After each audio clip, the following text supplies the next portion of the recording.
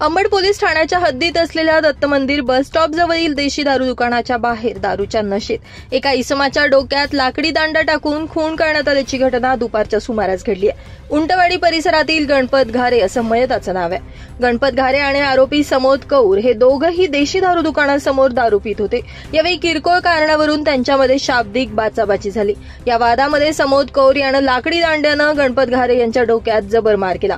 या मारामुळे गणपत घारे याचा जागीच मृत्यू झाला असल्याचा व्हिडिओ सध्या सोशल मीडियावर व्हायरल होतोय। दरम्यान घटनास्थळी अंबड पोलीस दाखल झाले असून आरोपीला अटक करण्यात आली आहे। दोघेही दारूच्या नशेत होते आणि नशेच्या अवस्थेतच हा खून झाला असल्याचं पोलिसांकडून सांगण्यात आलंय।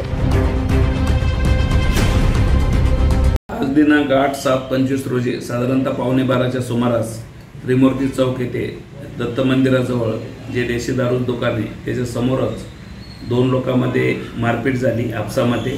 त्याच्यात मयत गणपत घारे यांना हॉस्पिटलमध्ये नेले असता तिथं त्यांचा मृत्यू घोषित करण्यात आलेला आहे।